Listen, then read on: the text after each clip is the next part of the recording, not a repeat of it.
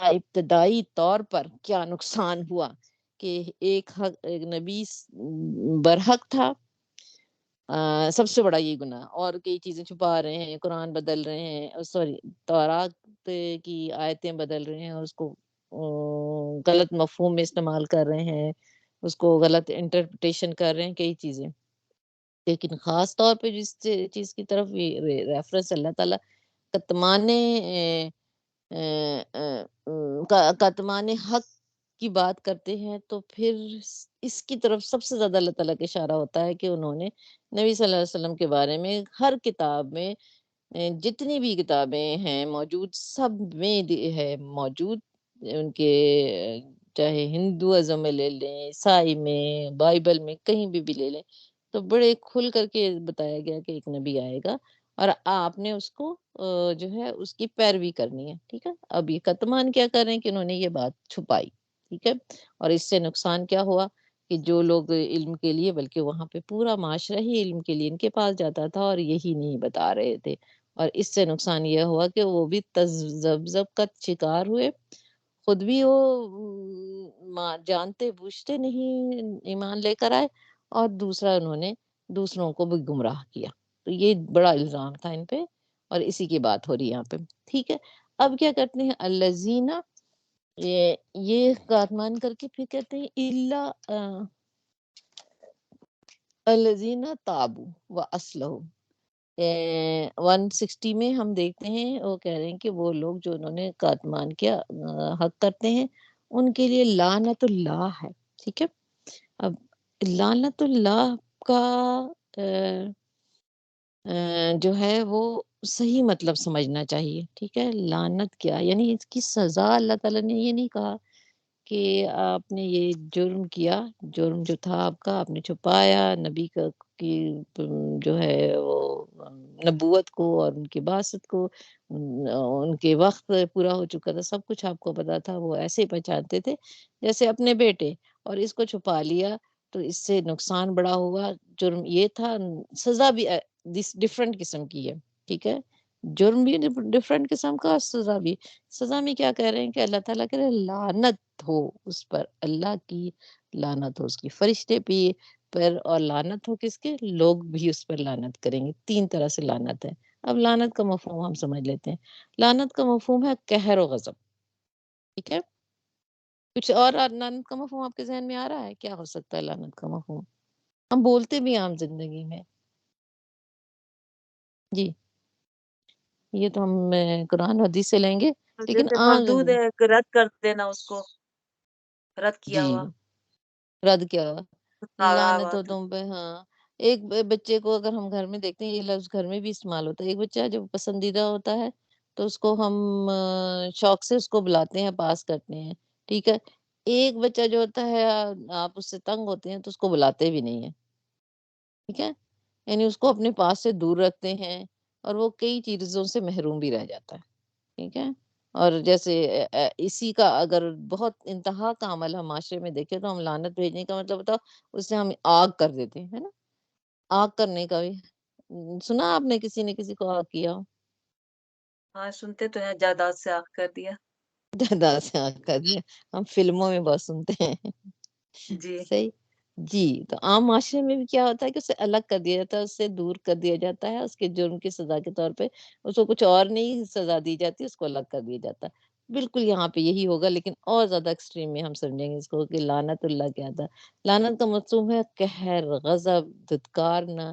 اللہ کی لعنت یہ ہوگی کہ وہ انہیں اپنی رحمت سے باہر نکال دیتا ہے، اور پھر لعنت کرنے والے کو ان کا لعنت جو ہے اس شخص کا پیچھا کرتی ہے، وہ اللہ کی سب سے پہلے اللہ تعالیٰ جب لعنت بھیجتا ہے تو اللہ کی لعنت سے وہ اللہ کے دربار سے دور ہو جاتا ہے، یعنی اللہ کے قربت سے دور ہو جاتا ہے، ٹھیک ہے۔ پھر اس کی جو اثر یہ ہوتا ہے کہ اللہ تعالیٰ محبت لوگ فرشتوں کے دلوں سے نکال دیتے ہیں، اور پھر انسانوں کے دلوں سے بھی نکال دیتے ہیں، تو وہ ناپسندیدہ ترین شخص ہو جاتا ہے، اور یہ سب سے بڑی موت ہوتی ہے اس کی۔ اگر شاید اس کو آگ میں بھی جلا دیا جائے تو اتنا نہیں اس کو ہوگا، تکلیف ہوگی جتنا لعنت سے تکلیف ہوتی ہے، بڑی سخت سزا ہے اللہ کی نا۔ تو لعنت سے نکلنے کی صورت میں یہ ہے، اگر لعنت سے بچنا ہے تو پھر اللہ نے اس کے لیے کئی ایک طریقے ہیں دین میں ہمیں سکھائے ہیں کہ سب سے پہلے لعنت سے بچنا ہے تو آپ نے جو ہے کوئی گناہ کیا ہے تو اس کوتاہی کو آ، شرمندہ ہوں، ٹھیک ہے؟ جیسے توبہ کی تھی نا شرائط، اس میں توبہ کی تو تھوڑی سی زیادہ ہے، اس میں اور کم ہے، اتنی زیادہ بھی نہیں ہے کہ آپ نے سابقہ جو کہ آپ نے پہلے غلطی کی اس کو کوتاہی کو سامنے رکھتے ہوئے پھر آئندہ کا لائحہ بنایا کہ اس کو نہیں دوبارہ کی جائے گی، ٹھیک ہے؟ اور پھر اس کے بعد کیا کیا؟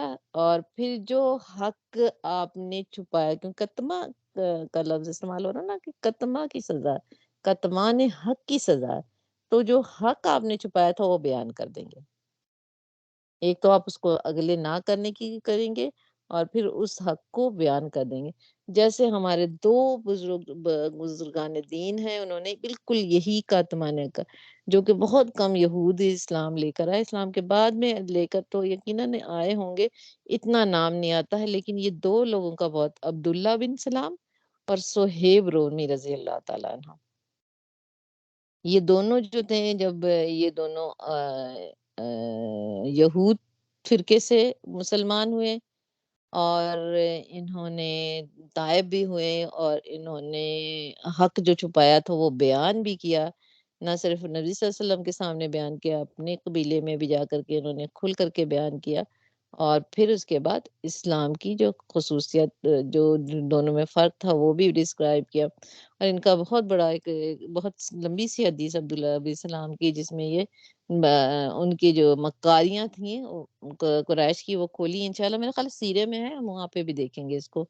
تو ان چیزوں کے ساتھ یہ ہم سمجھتے ہیں کہ کیسے ہوگا کہ پچھلی گناہوں کو کھول کر کے بیان کر دیا جائے گا، اس لیے ہم کسی کی گناہ کو چھپاتے ہیں یا کسی کی بات کو ہم چھپاتے ہیں تو اس کو اگر ہم بیان کریں گے اور اس گناہ سے نکلنا چاہیں گے تو یہی طریقہ کار ہوگا کہ پہلے ہم اس کی اپنے کیے پہ شرمندہ ہوں گے، پھر اس کے بعد آئندہ نہ کرنے کا وعدہ کریں گے، تیسرا جو ہم نے چھپایا تھا وہ بیان کر دیں گے۔ اور اس کے بعد اللہ تعالیٰ کیا کرتے ہیں، ایک بڑی خوشخبری ہے ان لوگوں کے لیے، جب وہ جب اس بات پر آتے ہیں تو پھر اللہ تعالیٰ جو ہے ان کے لیے رحمت کے دروازے کھولتا ہے۔ یعنی لعنت کی اگینسٹ کیا چیز ہے یا لعنت کا متضاد ہم کیا کہیں گے؟ رحمت ہے۔ تو اللہ کی رحمت ہوتی ہے، ان کافروں پر لعنت ہوتی ہے جو حق کو چھپاتے ہیں اور جائز بات کو چھپاتے ہیں، تو اور جو ہے رحمت کیا ہوتی ہے کہ اللہ کی جو اس کے اگینسٹ جو چیز ملتی ہے وہ اللہ کی رحمت ملتی ہے۔ تو اللہ تعالیٰ کہتے ہیں کہ یعنی کہ اگر آپ کو اس ہدایت مل جاتی اور اس بات کی توفیق موت سے بھی پہلے، یعنی مرنے سے پہلے تک اگر اس بات کی توفیق اللہ تعالیٰ دے دیتا ہے کہ وہ اپنے کیے پر تائب ہو جاتے ہیں اور واپس آ جاتے ہیں، مڑ جاتے ہیں، تو یہ سب سے بڑی اللہ کی رحمت ہے، اور اس کے بعد رحمتوں کے دروازے کھل جاتے ہیں۔ تو دینی مسائل میں جو ہے دینی مسائل میں چھپانا، ٹھیک ہے نا، حق کو چھپانا یہ دین کے لیے بڑا ہی خطرہ ہوتا ہے، اس لیے اللہ تعالیٰ اس کو بالکل پسند نہیں کرتا ہے کہ دینی مسائل میں جو حق ہے وہی بیان کیا جائے، اسے چھپایا نہ جائے۔ اور علماء، آپ نے پہلے اس میں پڑھا، ہم نے کئی جگہ پہ کاتمان کی آیت پڑھی، ایک دو جگہ پہ تو بڑی واضح طور پہ، اور اس میں یہی تھا کہ علماء یہود کا جو تھا سلسلہ کہ وہ چھپاتے تھے اور نئے طریقے سے اس کی انٹرپریٹیشن کر دیتے تھے آیت کی، یا کچھ ایسے طریقے سے جیسے نبی صلی اللہ علیہ وسلم کے بارے میں انہوں نے چھپایا، جو کہ ابھی ہم بات کر رہے تھے، اور دوسرا ایک اور مثال دے دیتی ہوں جس سے آپ کو سمجھ میں آ جائے گی کہ زنا کے جو احکام تھے اس کے کتمان کیسے کیا تھا انہوں نے، کہ زنا کا احکام یہ تھا کہ زنا کے بعد رجم کی سزا ہے، ان کی کتاب میں لکھا ہوا تک ہے موجود کہ زنا کرنے کے بعد اس کو رجم کیا جائے، خاص طور پہ جو شادی شدہ ہیں ان کے لیے، ورنہ غیر شادی شدہ کے لیے کوڑے ہیں۔ خیر، زنا کی سزا پہ رجم ہونی چاہیے، لیکن وہ کیا کرتے تھے؟ منہ کالا کرتے تھے گھوڑے پہ بیٹھ کر، مطلب یہ کہ بچانا چاہتے تھے، اس طرح سے تذلیل بھی ہوتی تھی لوگوں کی، اور گدھے پہ بٹھا کر، بلکہ وہ منہ کالا کر کے انہوں نے شہر میں ان کے چکر لگوائے جاتے تھے۔ تو یہ سزا نبی صلی اللہ علیہ وسلم نے دیکھا اور انہیں بتایا، یہ سزا نبی صلی اللہ علیہ وسلم کے سامنے یہ سب کچھ ہوا، تو رجم کی یہ سزا ہے، تم یہ کیوں دیتے ہو؟ ٹھیک ہے، ایسا کچھ ہوا۔ تو حدیث میں آتا ہے جس سے علم کی کوئی بات پوچھی گئی، جسے وہ جانتا تھا لیکن وہ اسے چھپاتا ہو، تو قیامت کے دن اسے آگ کی لگام دی جائے گی۔ یہاں پہ آگ کی سزا ایک جگہ پہ ہمیں نظر آ رہی ہے، وہ علم کے سلسلے میں، یعنی سزا تھوڑی بڑھا دی گئی۔ پھر آتا ہے حدیث میں کہ جو علم کے بغیر فتویٰ دے، یعنی کہ ایک چھپانے کی بات نہیں ہوئی یہاں پہ، ایک اور طریقے کا بھی یہ گناہ سارے کرتے ہیں بہت زیادہ لوگ، علم کے بغیر فتویٰ دے، اس پر زمین و آسمان کے فرشتے لعنت کرتے ہیں، ٹھیک ہے نا، علم کے بغیر فتویٰ دینے پر بھی اس کی بھی وعید ہے۔ اور حضرت ابن اسحاق نے یہ بات بتائی، ابن اسحاق کی اس کے بارے میں بہت ساری انٹرپریٹیشن آتی ہے کہ جس طرح سے غلط فتوے دیے جاتے ہیں، تو غلط فتویٰ دینے پر فرشتے لعنت بھیجتے ہیں۔ پھر اس کے بعد ہے غلط مسائل بیان کرنے والے بغیر پڑھے عالم، مفتی اور محدث اور مفسر جو لوگ کہلاتے ہیں، ایک عالم ٹھیک ہے علم دے رہا ہے، مفتی کا مطلب یہ ہوتا ہے کہ فتویٰ دینا ہے، تم ایسے نماز پڑھ لو، یا یہ مجھ سے یہ غلطی ہو گئی ہے اس کے بارے میں بتایا، وہ بتائے گا کہ دین کے لحاظ سے کیا ہے۔ مفتی ذرا عالم سے مختلف ہوتا ہے، ٹھیک ہے۔ اور محدث کا مطلب ہوتا ہے کہ اس کی حدیث کا علم بھی ہو، اور حدیث کی روشنی میں بھی مفتی عموماً محدث بھی ہوتا ہے، سارے علم حدیث کا علم بھی ہوتا ہے، تب وہ فتویٰ دے سکتا ہے، ٹھیک ہے۔ اور مفسر کون سے ہوتے ہیں؟ جو قرآن کو ایکسپلین کرتے ہیں۔ یہ سارے عالم کی تھوڑی تھوڑی سی مختلف اقسام ہیں، ٹھیک ہے نا، عالم، مفتی، محدث اور مفسر، یہ سارے ہیں۔ ان پر بڑی ذمہ داری عائد ہوتی ہے کہ قرآن، چونکہ قرآن کا ترجمہ ہے، ٹھیک ہے، قرآن کا ترجمہ بعض اوقات سمجھ میں نہیں آ رہا ہوتا ہے، بعض اوقات اس کی ہسٹری دینی پڑتی ہے، بعض اوقات اس کو جو ہے یہ اس پر عمل بھی کرنا ہے، تین طرح کی چیزیں چل رہی ہیں۔ اب یہ ہم قرآن تو پڑھ لیتے ہیں، ہمیں یہاں تک یہ پڑھا پتہ چل رہا ہے، توبہ کر لی، اصلاح کر لی، ٹھیک ہے نا، اس طرح کی بات ہمیں پتہ چل رہی، لیکن اس میں کئی ساری چیزیں نئی بھی ہیں جو ہمیں نہیں پتہ ہے۔ اب انٹرپریٹیشن کرنے والا جو اس کی تفسیر بیان کر رہا، وہ نئی چیزیں ڈال دیتا ہے جو اس کا مفہوم نہیں ہے، ٹھیک ہے نا، اس آیت کا مفہوم نہیں، تو وہاں پہ ہی وہ پکڑا جاتا ہے۔ ٹھیک بات سمجھ میں آئی ہے یہ والی؟ نہیں آئی تو پوچھ لیجیے دوبارہ سے نا، جی کیسے؟ جی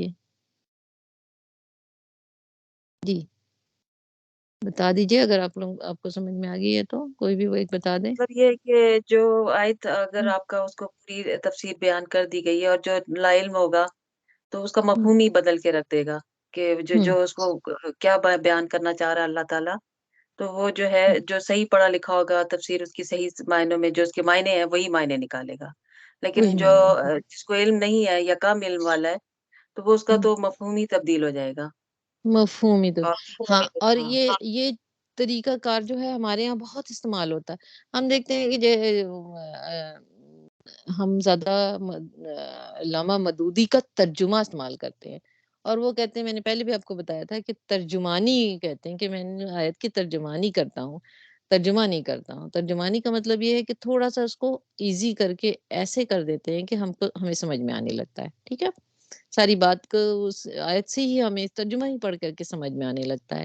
اب کچھ جو ہے جیسے ایک میرے پاس بھی بک تھی جس کا رائٹر مجھے اشرف تھانوی، ٹھیک ہے، اشرف تھانوی کا وہ ترجمہ تھا، وہ کافی پہلے کا بھی ہے، صدیاں تو ہو گئی ہوں گی، ایک صدی تو گزر گئی ہوگی، تو ان کے ترجمے میں بڑی عجیب سی چیزیں نظر آتی تھیں اور بالکل نہ سمجھ میں آنے والی، اور اس کا مطلب مفہوم بھی وہ بدل دیا انہوں نے نا، مطلب اپنے فہم کے مطابق انہوں نے لکھ دیا، لیکن وہ آیت کے فہم کے مطابق نہیں تھا۔ تو یہ چیزیں جو ہیں کیا کہ انٹرپریٹیشن کرنے میں، تفسیر کرنے میں بدل دی جائے تو آیت کا مطلب مفہوم بدل جاتا ہے، یہ بھی سخت گناہ ہے، ٹھیک ہے۔ قرآن تو ہے، اس کی ذمہ داری اللہ نے دی ہے، یہ یہ عربی فرزانہ ٹیکسٹ بھائی جو اشرف علی تھانوی ہے تو ان کی ہمیں پڑھنی چاہیے، اگر ہمیں ملتی ہیں تو یہ پڑھنی چاہیے یا نہیں؟ آپ کے پاس بہت علم ہے نا، آپ کو بات ٹھیک طرح سے پہلے والی بات سمجھ میں آ گئی تو ایک دفعہ پڑھ کے دیکھیے تو آپ کو نظر آئے گا کہ کیسے وہ بات کو بدل رہے ہیں نا، अच्छा। اگر میں کہہ دوں کہ آپ کو نہیں پڑھنی چاہیے تو ایک علم ہو سکتا ہے کہ کوئی چیز ایسی ہو کہ ہمارے کام بھی آتی ہو، ٹھیک ہے؟ استعمال تو لوگ کرتے ہیں، لیکن میں اسے منع تو نہیں کروں گی، لیکن دونوں میں ہر تفسیر میں کوئی نہ کوئی مسئلہ ہوتا ہے، کیونکہ تفسیر ایک شخص کی اپنے ذہن کی ہوتی ہے نا، عکاسی کرتی ہے۔ جی، جیسے ہم جی۔ جو ہے تفہیم دین جو اس پہ مولانا مودودی کی پڑھتے ہیں، اس میں بعض حدیثیں جو ہیں انہوں نے کوٹ کی ہیں، اس پہ ہے کہ اب ثابت ہو رہی کہ وہ ضعیف ہیں، ٹھیک ہے نا؟ علامہ البانی نے بڑی تحقیق کی ہے اور اس میں انہوں نے کئی حدیثیں جو ہیں ایسے نکال کے رکھی ہیں جو کہ ضعیف ہیں، ٹھیک ہے؟ اور ضعیف کئی طریقے سے ہوتے ہیں، وہ بھی کسی دن ہم ڈسکس کریں گے۔ تو لیکن وہ مدودی کی تفسیر میں ہے۔ اب علامہ مدودی کی تفسیر کو تھوڑا سا صحیح کر کے نا، پھر ایک تیسر القرآن جو ہے نا عبد الرحمن کیانی نے کی ہے، ٹھیک ہے نا؟ اس نے ساری مدودی کی جو تفسیر میں جو ضعیف حدیثیں تھیں یا کچھ ایسی باتیں تھیں جو کہ کچھ تھوڑا سا، تو اس کو سب کو کریکشن کر کے انہوں نے ایک اور بک لکھی۔ یہ سب ترقی ہوتی ہے، لیکن کسی بک کو کہتے ہیں کہ اس کے ساتھ بھی ہم پڑھ لیں، ٹھیک ہے نا؟ جیسے محمد جو ہے علامہ مودودی کی تفہیم ہم پڑھنے کے لیے کہتے ہیں، اسے پڑھتے بھی ہیں کیونکہ وہ ہمارے لیے بہت آسانیاں کر دیتا ہے، سمجھنا ہی آسان کر دیتا ہے۔ قرآن کو اگر ان کی صرف ترجمہ ہی پڑھ لیں تبھی بھی آپ کو سمجھ میں آ جاتی ہے بات نا، تو اس لیے ہم کہتے ہیں، لیکن وہ آپ پڑھتے پڑھتے آپ کو اندازہ ہو جائے گا کہ یہ چیز جو ہے ان کی ضعیف ہے، ٹھیک ہے؟ وہ پھر ہم خود نکال کر کے اس کو الگ کر کے ہم پڑھ لیتے ہیں، صحیح؟ تو اس طرح سے ہم کسی کی ایک سالہ سال کی جیسے فی ظلال القرآن کا کہتے ہیں، میرے 25 سال اس میں لگے، جو ان کے رائٹر ہیں، تو وہ 25 سال لگا کر کے کوئی ترجمہ تفسیر کرتا ہے، اور یقیناً وہ بہت زیادہ عالم ہوتا ہے، بڑا کچھ نہیں کیا ہوتا، کوئی ایک چیز رہ جاتی کیونکہ وہ بندہ بشر ہے، ٹھیک ہے؟ تو ہم اس کو نہیں لیتے، ٹھیک ہے؟ اب ہاں ہم آ جاتے ہیں 61 پہ۔ اس میں ہے کہ الذین کفروا، اور ان لوگوں نے جنہوں نے کفر کیا۔ کفر کس سے؟ اب یہیں پہ سب کچھ ایک ہی جو ہے جرم ہے، اور کفر کس سے کرے؟ یہ نہیں کہ اللہ کا انکار کر رہے ہیں، اور ایسی یہاں پہ جو ہے ریفرنس کچھ نہیں آ رہا، اس میں یہی آ رہا ہے کہ کفر کس سے کیا کہ انہوں نے حق کو چھپایا، تو پھر کیا ہے کہ اور وہ مر گیا، اور اس حال میں کہ وہ کافر تھا۔ اگر وہ اس طرح کی کنڈیشن میں ہے کہ اس نے یہ جرم کیا ہوا ہے اور وہ کافر ہو جاتا ہے، ٹھیک ہے؟ یہ جرم چھوٹا نہیں ہے، بڑا ہے، اس لیے وہ چاہے نماز پڑھ رہا، چاہے روزے رکھ رہا، چاہے سب کچھ کر رہا، لیکن اس نے یہ جرم کر دیا، اس کا شمار کفار میں ہی ہو جائے گا، اور اس حالت میں وہ مر جاتا ہے، ٹھیک ہے؟ تب پھر کیا ہوگا؟ پھر بھی اس پر لعنت اللہ تعالیٰ کرتے ہیں، فرشتے لعنت کرتے ہیں، تمام لوگ لعنت کرتے ہیں۔ پھر اس کی کنڈیشن وہی آ گئی، ٹھیک ہے؟ کہ اگر کفر کا مطلب ہوتا ہے ان الذین کفروا، کفر کا اصل مطلب ہے چھپانے کے، چھپانا، کسان کو کے بیچ کے چھپانے کو بھی کفر کا لفظ استعمال کیا جاتا ہے، اور اس سے انکار کا جو ہے کفر کا مطلب انکار کے بھی آتا ہے، اور کفر کے جو لفظ اگینسٹ بولا جاتا ہے نا، وہ ایمان، یہ ایمان ہے، یا یہ مومن ہے، یا ایماندار ہے، اور یہ کافر ہے، یا انکار کرنے والا ہے۔ ایمان کے معنی سے جیسے ہوتے ہیں ماننا، قبول کرنا، تسلیم کر لینا، یہ ہے ایمان، اور اس کے برعکس کفر کیا ہوگا؟ نہ ماننا، تسلیم کرنا نہیں بلکہ رد کر دینا، اور ایمان کے جیسے معنی ہوں گے کہ تابعداری اختیار کرنا، تو یہاں پہ انکار کر دینا، یہ ساری چیزیں کفر میں شامل ہوتی ہیں، اور کافر کے کئی طریقوں سے کافر جو ہے انکار کرتا ہے، ٹھیک ہے؟ اگر ہم ان آیتوں میں لے رہے ہیں تو وہ انکار کر رہا ہے، وہ حق کو چھپا رہا ہے، ٹھیک ہے؟ لیکن کافر اور بھی جو ہے اس لسٹ میں اور بھی 3 4 چیزیں شامل ہو جائیں گی۔ ایک یہ ہو جائے گا نمبر 1 کہ وہ اللہ کو نہیں مانے گا، جیسے ایتھیزم ہے، ٹھیک ہے؟ اللہ کو نہیں مانے گا، وہ کافر ہے۔ اللہ، اور پھر وہ انکار کرتا ہے اپنے پیدا کرنے ہی والے کا۔ پھر ایسا ہوتا ہے کہ اللہ کو تو مانتا ہے مگر اس کے احکام کو نہیں مانتا، ٹھیک ہے نا؟ اور اس کی ہدایت کو مطلب جو ہدایت اس نے بھیجی، جو علم بھیجا، جو قانون بھیجا، اس کو تسلیم نہیں کرتا، بس اللہ کو مانتا۔ یعنی اللہ کو تو مانتا ہے، جیسے ہم کہتے ہیں ایک لفظ بڑا استعمال کرتے ہیں ہم اپنے جملوں میں، اللہ کو تو مانتا مگر اللہ کی نہیں مانتا۔ سب سے زیادہ ضروری ہے کہ اللہ کو ماننے کے بعد نمبر 2 پہ اللہ کی مانی جائے، اس نے جو کہا ہے اسے تسلیم کیا جائے۔ یہ دوسرا بھی انکار کرنے والا ہوگا، یہ بھی کافر ہوگا۔ پھر اللہ نے جو ہدایت دی، اللہ نے ہدایت ایسی تو نہیں اس کے دین پہ اتار دی، یا ام، ایک کتاب آ گئی اور اس نے پڑھ لیا، ایسا تو نہیں تھا نا، بلکہ ایک لے کر آنے والا پیغمبر تھا۔ تو بعض اوقات اللہ کی چیزوں کو بھی مانتے، لیکن وہ جو لے کر آنے والا ہوتا ہے، جو پیغمبر لے کر آتا ہے، اسے نہیں مانتے، ٹھیک ہے؟ یا یہ کہتے ہیں کہ کوئی اور پیغمبر کی مان رہے ہوتے ہیں، جبکہ کہا جاتا ہے کہ یہ پیغمبر تمہارا، اس کی مانو، ہے نا؟ یہ بھی ہے، وہ بھی کافر ہوگا، چاہے پچھلے سارے پیغمبروں کو مانے گا، ٹھیک ہے؟ وہ بھی کافر ہوگا۔ چوتھے کفر کا یہ ہوتا ہے کہ پیغام کے درمیان تفریق کرے، کہ یعنی اس میں سے پک کر چوز کرے، یہ چیز ٹھیک ہے، یہ ٹھیک ہے، یہ میرے لیے ہے، اور ساری باتیں نہ مانے۔ تو ایک چیز کا بھی انکار، وہ 6 چیزیں جو ہم نے پہلے پڑھ رکھی تھی وہ بھی آپ دیکھ لیجئے، وہ بھی سامنے رکھ لیجئے، تو وہ یہ پہلو آئے گا اس کا، کہ پیغمبر میں جو چیز لے کر آ رہا ہے اس چیز کسی کو مان رہا ہے، کسی چیز کو نہیں مان رہا ہے، ایسا نہیں ہوگا، بلکہ ساری چیزوں کو ماننا ہوگا، ٹھیک ہے؟ پھر کافر ایک چیز کا انکار کرنے والا بھی ہو جاتا ہے۔ اور پیغمبر چونکہ کچھ قوانین لے کر آتے ہیں، ایسے نہیں آ جاتے ہیں، کیونکہ اخلاقی قوانین، عقائد سب سے پہلے وہ اس کی جو عقیدہ پیش کر رہا ہے، یا اللہ کی طرف اس کا عقیدہ ہے، پیغمبر تو اللہ کی طرف ہی دعوت دیتے ہیں، تو اس پر ایمان لانا، جو اخلاق دے رہے، جو قوانین دے رہے، اس پر عمل کرنا، یہ بھی ہو جائے گا،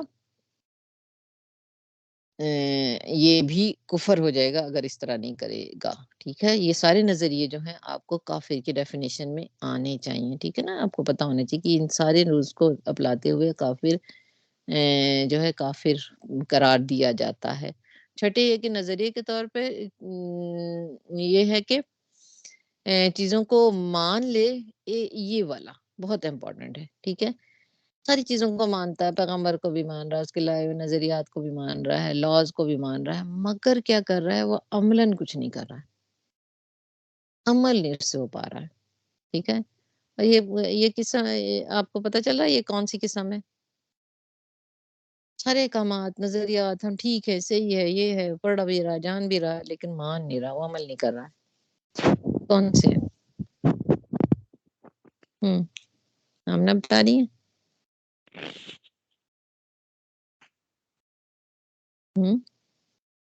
یہ ہم لوگ ہیں، زیادہ تر ہم لوگ ہیں، ہم سارے مقامات سب کچھ ہمیں پتا ہوتا، پھر بھی ہم نہیں مان رہے ہوتے، ہم وہ غلطیاں کرتے جاتے ہیں، اس کی طرف دیکھتے نہیں ہیں، ہے نا؟ کیا خیال آپ لوگوں کا؟ یہ ٹھیک بات نہیں ہے؟ جی ہاں صحیح ہے۔ ایسے ہی ہے نا؟ تو پھر آپ دیکھ لیجئے، یہ ہے کافر کی ڈیفینیشن، بہت بڑی ہے ڈیفینیشن، ہم سمجھ نہیں پاتے ہیں۔ ہم یہ ان پورا نون پورا پریکٹس بھی کفر کا ہی چل رہا ہے نا، تو اس میں یہ عمل کرنا بھی کوئی جو ہمارے عمل ہے، ہم کوشش کر رہے ہیں نا، تو وہ پوری طرح تو ہم اس کو واقعی ہم نہیں کر سک رہے جیسے ہمیں کرنا چاہیے، تو لیکن ان اب میں پوری بہت ہی کم طرح نہ لوگوں کریں، اس میں اللہ تعالیٰ ڈیمانڈ بھی نہیں کرتا، اپنے استاد کے مطابق ہی کرنا ہے، لیکن بہت زیادہ لوگ اس پہ یہ بات کو کفرانہ طریقہ نہیں سمجھ، ہوتا تو یہ کافرانہ طریقہ ہے، لیکن سمجھتے نہیں اس کو کہ اتنا بڑا گناہ ہے، ٹھیک ہے نا؟ باقی کام سب اسی کچھ لیے صحیح پستی چلو گا۔ کی وجہ بھی یہی ہے نا پھر، جو ہم، مسلمانوں کی پستی کی وجہ بھی یہی ہے۔ بالکل بالکل، یہ تو وجہ ہے کہ ایک چیز کو مان رہے، ایک چیز کو نہیں مان رہے، اور اصل میں زیادہ تر ہمارے جو ہے نا اخلاقی معاملات میں یہ نظر آتے ہیں، یا شاید جیسے ہم یہ کہیں گے کہ فراڈ کرنا ہے، کسی چیز میں فراڈ کرے تو ہم یہ نہیں سمجھتے کہ ہم یہ فراڈ ہے نا، یہ غلط ہے، وہ ہم کر جاتے ہیں، تو یہ ساری چیزیں ہیں کافرانہ سارا رویہ ہے نا۔ کفر کا لفظ کفران یہ فرزانہ نعمت باجی کے جیسے یہ جی۔ اب ہم یہ مارگیجز پہ گھر بھی لیتے ہیں، تو یہ ہمیں معلوم ہے کہ بھئی یہ کوئی دل کو بھاتی تو نہیں ہے چیز جو اللہ تعالیٰ نے ہمیں منع کیا ہوا ہے، لیکن پھر بھی ایک مجبوری کے تحت پھر ہم اس پہ آ جاتے ہیں کہ بھئی اب مجبور ہیں ہم اس چیز کے لیے، تو یہ لیکن سب بھی ہاں اتنے دل مجبور اندر سے نہیں ہم ہوتا ہے بچ کہ یہ سکتے۔ غلط ہو رہا ہے، ہاں یہ غلط ہو رہا ہے، یہ چیز غلط ہے، वो अंदर हाँ, से ये लेकिन होती है एक कि और भी है ना गलत है, और हम कोशिश करते हैं कि जल्दी से जल्दी मौज के उतार करके उसको जो है उसे कोई और कारोबार में ना लगाएं, बल्कि जेल से मतलब उस कराहियत तो महसूस करें ना, और उसकी जान छुड़ाने की कोशिश करें तो शायद जान भी बच जाए। हुँ, कराहियत महसूस करें कि उसको खुशदिली से ना करें कि हाँ जी, बड़ा कमाल कर लिया हमने, छोटा घर था और बड़ा कर लिया और बड़ा कर लिया, ठीक है ना? और फ़िक्र ही नहीं किया और बार-बार लोन लेते रहे। मतलब क कराहियत में रहें और उससे कम से कम जितना बच सकते हैं बचें, अगर बिल्कुल नहीं बच सकते तो जितना कम कर सकें, और अल्लाह ताला हमें तौफ़ीक दे कि हम बिल्कुल ही बच जाएँ, है ना? सारी चीज़ें हैं जी। ये हमें इस चीज़ का पता रहेगा तभी हम कर पाएँगे ना, अगर नहीं पता रहेगा तो फिर तो हम करते जाएँगे, और उसपे जो है वो क्या कहते हैं अमल पे हम मुतमईन और खुश रहेंगे ना, तो इस तरह से हम मुतमईन और खुश तो नहीं रहेंगे ना, कम से कम अल्लाह ताला से ये तो कहने वाले बनेंगे कि ये मुझे पसंद नहीं था तो मैं निजात नहीं पा सकी, और कुछ करेंगे तो अल्लाह ताला थोड़ा करेंगे, उसको बढ़ा चढ़ाकर हमारे लिए देगा। जी, शुक्र के मानी क्या है? नेमत जो दी है अल्लाह ताला ने उसका एहसानमंद होना। ठीक है? उस नेमत का कदर करना, ठीक है? यहाँ पे लफ्ज़ दोनों शाकिरीन का लफ्ज़ अल्लाह ताला ने इस्तेमाल किया है, तो अल्लाह ताला बहुत बड़ा शाकिर, यानी आपने जो किया है उस पर, लेकिन आप जो करेंगे वो क्या कहलाएगा? शुक्र कहलाएगा। कि नेमत दी ये उसका एहसान है, ठीक है? कदरदान है वो नेमत को, अल्लाह ने जो दी है वो बारज़ा खुशी इसका इस्तेमाल करेगा। और फिर उसके बाद जो है कुफ़रान नेमत के अगेंस्ट जो बात आएगी वो अल्लाह का एहसान होगा, कि अगर कुफ़र नहीं कर रहा तो वो शुक्र कर रहा है, शुक्र कर रहा है तो वो अल्लाह का नेमत और एहसान कर रहा है। उसके जवाब में अल्लाह का जो इनाम होता है ना शुक्र के जवाब में, वो बहुत बड़ा, ये जो शाकिरीन का लफ्ज़ अल्लाह ताला ने इस्तेमाल किया कि वो एहसान करता है, और फिर उसको बड़ा मतलब उसके लिए बहुत नेमत के दरवाज़े खुलते हैं, ठीक है? ये चीज़ें अल्लाह की रज़ा हासिल होती है, और एहसान फ़रामोश और जो काफ़िर होता है, यानी दोनों को कंपेयर साथ-साथ करते जाएँ, तो काफ़िर होता है वो एहसान फ़रामोश होता है, नमक हराम होता है, गद्दारी करता है, नाशुक्रापन उसके सारे इन चीज़ों में आता है। तो ये चीज़ें उससे कातमान हक के साथ-साथ ये सारे 4-5 पॉइंट्स हैं जो हमें याद रहने चाहिए, कि जो इस वक़्त ये तौबा किसकी कबूल हो रही है, काफ़िर कौन है, और जो तव्वाब हो गया, ताबू हो गया, जो तौबा कर ली जिसने और फिर इस्लाह कर ली, ये सारी चीज़ों की इस्लाह में भी आएगी, ठीक है? इस्लाह भी इन्हीं से के साथ समझने के बाद हम उसके अमल में इस्लाह लेकर आएँगे। सो अब यही कहते हैं कि यही लोग हैं जिन पर अल्लाह, फरिश्तों और तमाम लोगों की लानत होती है, किस पे? वही जो पहले हमने पढ़ा, ठीक है? और फिर जो इनामात मिले और जो अल्लाह का के शुक्रगुज़ार हुए, उन पर इनामात मिला, और जिन्होंने जो बुरे काम किए, उनको अल्लाह ताला ने सज़ा दी और लानत भेज दी, और लानत किसकी? लानत पूरे फरिश्तों की भी लानत, और अल्लाह की भी लानत, और उनके लिए दोज़ख का लफ्ज़ तो इस्तेमाल नहीं किया, लेकिन आखिर में जाकर के अल्लाह ताला कहते हैं खालिदीन हमेशा दोज़ख में रहेंगे और उनको मोहलत नहीं दी जाएगी। यानी ये मोहलत का भी बहुत ही कि उनका अज़ाब हल्का नहीं किया जाएगा, और अज़ाब के दरमियान में मोहलत नहीं दी जाएगी। यानी उस जो अज़ाब सख्त मिला है उसमें हमेशा में उसमें दरमियान में कोई वक़्फ़ा नहीं आएगा। ये समझ लें खालिदीन का लफ्ज़ बड़ा ही जानलेवा है ना, ये मुसलसल एक अज़ाब में डाला जाता है तो उस अज़ाब को फिर बार-बार और नबी सल्लल्लाहु अलैहि वसल्लम जब मेराज पे गए थे तो उन्हें जहन्नमियों के कुछ दिए थे। अल्लाह ताला ने उनकी दिखाई थी, उन जगहों की विज़िट करवाया गया था तो उन्होंने देखा था कि छोटे एक अज़ाब को किस तरह से अलीम बनाया जाता है, किस तरह से तफ़ख़ीफ़ नहीं की जाती है, और वो अज़ाब ख़ालिदीना हमेशा के लिए कैसे रहता है। उसको एक अज़ाब में डाला जाता है, उसको उस तकलीफ़ में जो है वो पड़ता है, उसके बाद फिर दोबारा से वही तकलीफ़ शुरू हो जाती है। तो अल्लाह ताला हमें महफ़ूज़ अल्लाहुम्मा ला तजल मिन्ना, वो हमारे पास जो इल्म है हमें पहुँचाने वाले, बताने वाले, और कोई अच्छा इल्म है अगर कोई पूछता है तो उसे सही तरह एक्सप्लेन करना, ढूँढ कर, खोज करके, निकाल करके देना चाहिए कि ये मैंने फलाँ जगह पढ़ा था। اور ایسے تھا، ہے نا؟ تو یہ ساری ہماری ایفرٹ میں ہونا چاہیے کہ جب ہم پڑھتے جائیں، ہمارے پاس علم آتے جائے، تو ہم بتانے والے بھی ہو اور ٹھیک ٹھیک طرح سے بتائیں، خلاصہ ہی نہ صرف بتا دیں، مفہوم ہی نہ سب اکثر حدیث کو لے کر آئیں۔ میں کوشش یہ کرتی ہوں کہ حدیث میں ہے، کون سی حدیث میں حدیث ہی ہمارے سامنے آ جائے نا، تو انشاءاللہ ہم سب مل کر کے یہ کوشش کریں گے کہ ہمیشہ ہی ٹھیک بات کریں اور صحیح ریفرنس کے بعد ساتھ بات کریں، اور بات پتہ ہو اور ہماری سستی کی وجہ سے ہم نہ بتانے والے ایسے نہ ہو جائے نا، تو ہم بتانے والے ہوں اور ٹھیک طریقے سے بتائیں، کیونکہ نہ بتانے پر آپ نے دیکھا کہ پچھلی دفعہ میں ایک حدیث آئی تھی حضرت ابو ہریرہ کی کہ کیوں انہوں نے اتنی زیادہ میں حدیث کہیں، یہ 2 آیتیں تھیں جس کی وجہ سے کہیں، یہ 2 آیت میں کیا کریں کہ چھپانے والا جو ہے گناہ گار ہے، تو وہ چھپا نہیں رہے ہیں، ہر چیز کو بتا رہے ہیں، اور ایسے ہی صحابہ کرام نے اپنی زندگی گزاری، تو وہ تو ہمارے لیے مشعل ہے۔ جب وہ کر سکتے ہیں تو ہم بھی اتنا زیادہ تو نہیں کر سکتے ہیں، لیکن بہت سارا کچھ کر سکتے ہیں۔ اچھا جی، ایک آخری چیز جو تھی اس میں وہ تھی کہ جو وہ لعنت اللہ کی، اور وہ ہے کہ جب اس کو موت آئے تو وہ ہمیشہ جو ہے وہ ہو کیا کہتے ہیں، ہاں یہاں پہ کہ وہ لوگ ہیں جس نے توبہ کر لی، اصلاح کر لی اور بیان کر دیا سب کچھ اور اللہ سے رجوع کیا، اور رجوع کرنے کے بعد ہاں جی مہربان ہوا۔ پھر کہتے ہیں کہ بے شک انا بے شک الذین وہ لوگ جنہوں نے کفر کیا اور ماتو، یہ لفظ ہے ٹھیک ہے، اور وما تو اور وہ سب مرے، ٹھیک ہے۔ اب یہ اس کا خاتمہ یعنی کسی شخص کا جو کہ یہ عمل کر لیا ہے، ٹھیک ہے، اس کے لیے کتنی آپشنز نکل رہی ہیں۔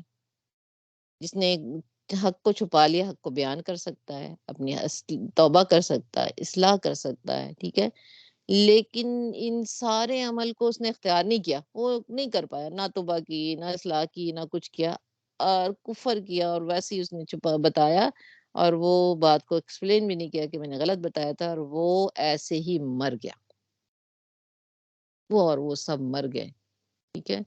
تو پھر کیا ہے، ایسے مرنے والے کے لیے بڑی سخت وہی وعید کہ ان کو پھر اللہ تعالیٰ یہی کہ اگلی جو اسٹیپ وہ بتا رہے ہیں کہ وہ کافر ہے اور اس پہ لعنت ہے، اور اس کی ساری چیز، سارے اللہ بھی لعنت بھیج رہا، فرشتے بھی لعنت بھیج رہے، اور تمام لوگ بھی لعنت بھیج رہے ہیں۔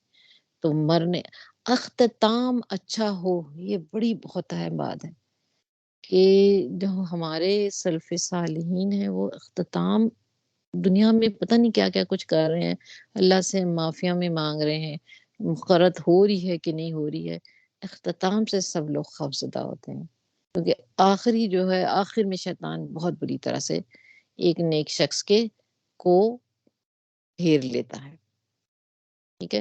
حضرت سفیان ثوری رحمۃ اللہ علیہ کہتے ہیں کا وقت وصال کا وقت آیا تو انہوں نے رونا شروع کر دیا، ان سے کہا گیا کہ آپ امید رکھیں اللہ تعالیٰ سب سے بڑھ کر گناہوں سے درگزر فرمانے والا ہے۔ آپ رحمت اللہ علیہ نے فرمایا تم کیا سمجھتے ہو کہ میں اپنے گناہوں کی وجہ سے آنسو بہا رہا ہوں، ٹھیک ہے نا، گناہ تو میں نے بہت کیے ہیں، توبہ کی، استغفار کیا، کیا میں گناہوں کی وجہ سے آنسو بہا رہا ہوں؟ نہیں، کیا اگر میں جانتا کہ اللہ تعالیٰ کی وحدانیت پہ قائم رہتے ہوئے مروں گا تو پھر مجھ پر پہاڑ کے برابر بھی گناہ ڈال دیے جاتے تو مجھے کوئی پرواہ نہ ہوتی۔ یہ بات سمجھ میں آئی کہ گناہوں کی وجہ سے وہ نہیں رو رہے تھے، ان کو صرف یہ تھا کہ میں اللہ کی وحدانیت پر ہمیشہ قائم رہ کر کے یہ دنیا سے جاؤں، ٹھیک ہے۔ گناہ تو اللہ تعالیٰ بخش دیں گے، لیکن اللہ کی وحدانیت یا پورے سچے ایمان کے ساتھ نہیں پہنچوں گا تو پھر میرے گناہ کون بخشے گا، ہے نا؟ یعنی ایمان پر موت ہو جائے تو مجھے پرواہ نہیں ہے، مجھے کسی اور چیز کا ڈر نہیں، صرف ایمان پر۔ تو اس لیے ہمارے لیے سب سے اہم جو یہاں پہ لکھا ہوا مات تو وہ سب مرے اس حال میں، اگر موت جو ہے اس حال میں آ رہی ہے کہ ہم گناہ کر مطلب جو ہے اللہ کی وہ بڑا کام جو اس نے ہمارے عظمت دیا تو اسی سے ہم وہی نہیں کر پا رہے ہیں نا، تو یہ چیز جو ہے ہمارے لیے بہت ڈرانے والی ہے۔ اس لیے ہمیں اور ہم نے اپنے بزرگوں کو، اپنے بڑوں کو بھی دیکھا ہو کہ اللہ تعالیٰ اور یہ دعا بھی مانگتے ہوئے سنا ہے کہ ایمان پر ہمارا خاتمہ ہو، ٹھیک ہے، خاتمہ بہت امپورٹنٹ ہے ایک مومن کی زندگی کے لیے کہ اس کا اختتام کس پر ہو رہا ہے، وہ آخری دن میں کیا کر رہا ہے، وہ ساری زندگی ایک نیک کام کرتے رہا ہے، آخر میں کچھ ایسا تو نہیں کر لیا نا۔ حضرت امام بن حنبل کہتے ہیں، ٹائم تھوڑا رہ گیا نا، اوہو۔ جی یہ ایک سنا دیتی ہوں سر۔ امام بن حنبل کہتے ہیں کہ ابھی انتقال کے وقت ان کے صاحبزادے ان کی طبیعت کا حال پوچھنے کے لیے آئے تو انہوں نے فرمایا ابھی جواب کا وقت نہیں ہے، بس دعا کرو کہ اللہ تعالیٰ میرا خاتمہ ایمان پر کر دے، کیونکہ ابلیس دیکھیں اینڈ پہ یہ کتنی بڑی بات ہے، ابلیس لائن ایسے سر پر خاک ڈالتے ہوئے مجھ سے کہہ رہا ہے کہ تیرا دنیا سے ایمان سلامت لے کر جانا میرے لیے باعث ملال ہے۔ یعنی بڑے لوگوں کے ساتھ آپ کو پتہ ہی ہے کہ ابلیس کیسے لگا رہتا ہے، اور وہ لگا ہوا کس طرح کہ تو سلامت چلا جائے، مجھے بڑا ہی وہ دکھ ہوگا، ہے نا، اس کو تکلیف ہو رہی ہے کہ وہ ایمان کے ساتھ جا رہا ہے، اور میں اس سے کہہ رہا ہوں کہ ابھی نہیں، جب تک ایک سانس بھی باقی ہے میں خطرے میں ہوں، پرامن نہیں ہو سکتا۔ تو اسی طرح سوچیں کہ آخری وقت تک شیطان کی جو ہے حملے انسانوں پر ہوتے رہتے ہیں اور وہ بچ نہیں سکتا۔ بڑی امپورٹنٹ یہ آیت تھی، اور خاص طور پہ کہ ایمان کے لحاظ سے کہ انسان کیسے اپنی اصلاح کر سکتا ہے اور کس طرح سے جو ہے کفر کی اس روش کو بدل دے، اور کفر کا روش جو ہے آپ کو خالدینہ بنا لے جائے، آپ کے وہ عذاب میں نہ ڈال دے کہ جو ہمیشہ ہمیشہ رہے نا۔ تو حق کو چھپانا ایک بہت بڑا جرم ہے، اور حق کی بات نہ کرنا، ان آیتوں سے صرف ہم نے یہ لینا کہ حق کو اگر ہمیں پتا ہے تو کسی کے بارے میں بھی پتا ہے حق، اور اس کو بھی بعض اوقات بڑی ضرورت ہوتی ہے، آپ کا ایک لفظ حق کہنا جو ہے اس شخص کے لیے بہت اہم ہوتا ہے، تو حق کو نہ چھپایا جائے اور اسے بیان کر دیا جائے۔ جی ہم سیرہ دیکھ لیتے ہیں جلدی سے انشاءاللہ۔ بسم اللہ الرحمن الرحیم۔ ہمارا تھا حبشہ ہو گیا تھا، حبشہ کے سارے ہم نے دیکھ لیے تھے، دوسری دفعہ بھی اب ابو طالب کے پاس بار بار یہ لوگ آ رہے ہیں، ٹھیک ہے۔ ایک پہلے بھی آئے تھے جب انہوں نے ابو طالب سے یہ کہا تھا کہ بیٹے کو ہمارے حوالے کر دو، ٹھیک ہے۔ اب پھر دوبارہ آئے اور اس دفعہ وہ غصے میں آئے ہیں۔ جی کوئی اور پڑھنا چاہے گا تو پڑھ لے تاکہ آپ لوگ اس کو کمپلیٹ کر لیں۔ جی شمانہ یا آمنہ پڑھنا چاہیں گی؟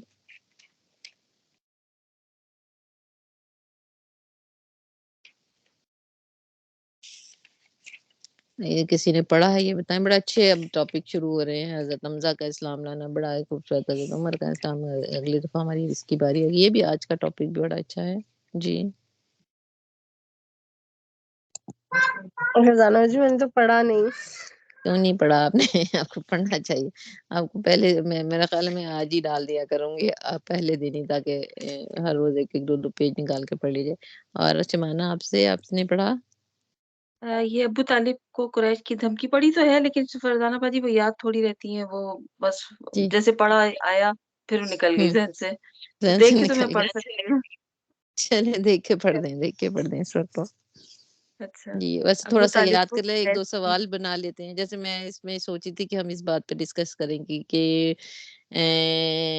ابو طالب بھی نبی صلی اللہ علیہ وسلم کے پاس سے چلے جاتے ہیں، ٹھیک ہے نا، اور کفار ویسے ہی مخالف ہیں، چند ساتھی ہیں صرف ان کے پاس میں، تو کتنا تنہا تھے، اتنا بڑا کام تھا نا، مجھے یہ پڑھ کر کے صرف ایک ہی، اور اکیلا کتنے پن دکھی محسوس تھے۔ کرنا ہاں ہاں اکیلے، ایسی مشکل بالکل وقت میں۔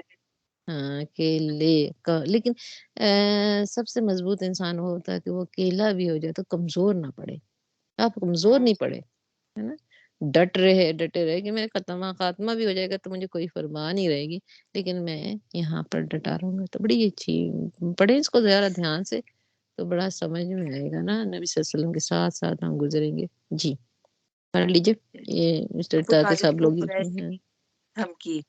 اس تجویز کے بعد سرداران قریش ابو طالب کے پاس حاضر ہوئے اور بولے، ابو طالب آپ ہمارے اندر سنو و شرف اور اعزاز کے مالک ہیں، ہم نے آپ سے گزارش کی کہ اپنے بھتیجے کو روکیے، لیکن آپ نے نہیں روکا۔ آپ یاد رکھیں ہم اسے برداشت نہیں کر سکتے کہ ہمارے آباء اجداد کو گالیاں دی جائیں، ہماری عقل و فہم کو حماقت زدہ قرار دیا جائے اور ہمارے خداؤں کی عیب چینی کی جائے۔ آپ روک دیجئے ورنہ ہم آپ سے اور ان سے ایسی جنگ چھیڑیں گے छेड़ देंगे कि एक फरीक का सफाया होकर रहेगा। अबू तालिब पर इस जोरदार धमकी का बहुत असर हुआ और उन्होंने रसूल सल्लल्लाहु अलैहि वसल्लम को बुलाकर कहा, भतीजे, तुम्हारी कौम के लोग मेरे पास आए थे और ऐसी-ऐसी बातें कह गए हैं। अब मुझ पर और खुद अपने आप पर रहम करो और इस मामले में मुझ पर इतना बोझ ना डालो जो मेरे बस से बाहर है। ये सुनकर रसूल सल्लम ने समझा कि अब आप सल्लल्लाहु अलैहि वसल्लम के चचा भी आप सल्लल्लाहु अलैहि वसल्लम के साथ छोड़ देंगे और वो भी आप सल्लल्लाहु अलैहि वसल्लम की मदद से कमज़ोर पड़ गए हैं। इसलिए फरमाया, चचा जान, खुदा की कसम, अगर ये लोग मेरे दाहिने हाथ में सूरज और बाएँ हाथ में चाँद रख देंगे कि मैं इस काम को इस हद तक पहुँचाए बगैर छोड़ दूँ कि या तो अल्लाह इसे गालिब कर दे या मैं इसी राह में फ़ना हो जाऊँ, तो नहीं छोड़ सकता। इसके बाद आपकी आँखें अश्कबार हो गईं, आप सल्लल्लाहु अलैहि वसल्लम रो पड़े और उठ गए। जब वापस होने लगे तो अबू तालिब ने पुकारा और सामने तशरीफ़ लाए तो कहा, भतीजे जाओ, जो चाहो कहो, खुदा की कसम मैं तुम्हें कभी भी किसी भी वजह से नहीं छोड़ सकता। अ, बाखुदा वो लोग तुम्हारे पास अपनी जमीयत समेत भी हरगिज़ नहीं पहुँच सकते, यहाँ तक कि मैं मट्टी में दफ़न कर दिया जाऊँ। तो तुम अपनी बात खुलम-खुला कहो और तुम पर कोई कदगन नहीं। तुम खुश हो जाओ और तुम्हारी आँखें इससे ठंडी हो जाएँ। कुरैश एक बार फिर अबू तालिब के सामने। पिछली धमकी के बावजूद जब कुरैश ने देखा कि रसूल सल्लल्लाहु अलैहि वसल्लम अपना काम किए जा रहे हैं, तो इनकी समझ में आ गया कि अबू तालिब रसूल सल्लल्लाहु अलैहि वसल्लम को छोड़ नहीं सकते, बल्कि इस बारे में कुरैश से जुदा होने और इसकी अदावत मोल लेने को तैयार हैं। चुनांचे वो लोग वलीद बिन मुग़य्यरा के लड़के उम्मारा को हमरा लेकर अबू तालिब के वलीद बिन पास मुगीरा, मुगीरा, मुगैयरा अच्छा नहीं, मुगीरा। मुगीरा, हाँ, जी। अच्छा, वलीद बिन मुगीरा के लड़के उमारा को हमरा लेकर अबू तालिब के पास पहुंचे और इससे यूं अर्ज किया, ए अबू तालिब, ये कुरैश का सबसे बांका और खूबसूरत नौजवान है। आप इसे ले लें। इसकी इसकी दियत और नुसरत के आप हकदार होंगे। आप इसे अपना लड़का बना लें, ये आपका होगा और आप अपने इस भतीजे को हमारे हवाले कर दें, जिसने आपके आबा-ओ-अजदाद के दीन की मुखालफत की है।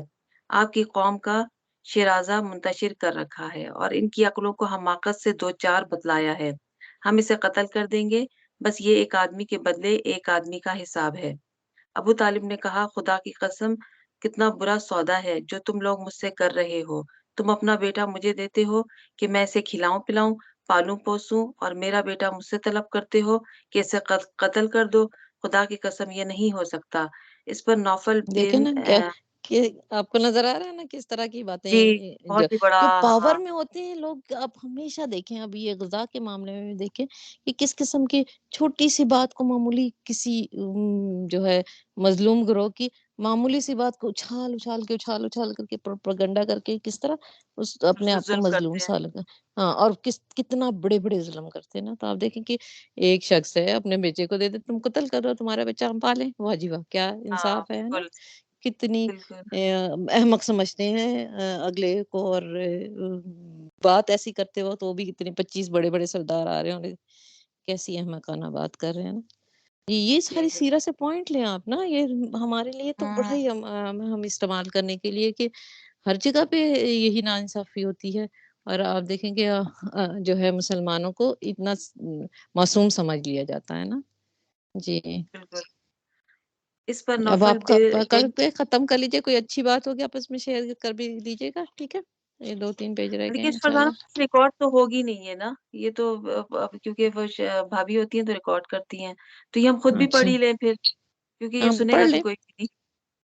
अभी आप 3 तो सुन रहे हो ना, वरना ये भी रह जाएगा, मुझे तो लग रहा है। मुझे लग रहा है वो कि फरजाना बाजी हुँ, शबाना बाजी हैं। हुँ, हाँ, हम 2 ही हैं बस, और तो कोई नहीं आप है, 2 सब ही जा हैं। चुके। सब जा चुके हैं। चलें ठीक है फिर हाँ, इंशाल्लाह, तो फिर ये है फिर कि अब अपना पढ़ लेते हैं और फिर नेक्स्ट इसमें इंशाल्लाह फिर कर लेते हैं। ठीक है। ओके फिर जी। वो आप डिसाइड चलो कर लें कि वो थर्सडे को सारों से ना फिर हम लोग वही टाइम पे कर लेते हैं, हाँ, इंशाल्लाह। 6 बजे का टाइम रखा है ना इंशाल्लाह हम नेक्स्ट ठीक है। मंडे से 6 बजे का टाइम रखते हैं। ओह सॉरी मंडे थर्सडे या से। वो थर्सडे? थर्सडे, थर्सडे ठीक है, थर्सडे रखेंगे इंशाल्लाह। ठीक है, ठीक ओके जी। है। इंशाल्लाह बात अस्सलाम। होती है। अस्सलाम वालेकुम रहमतुल्लाहि व बरकातहू।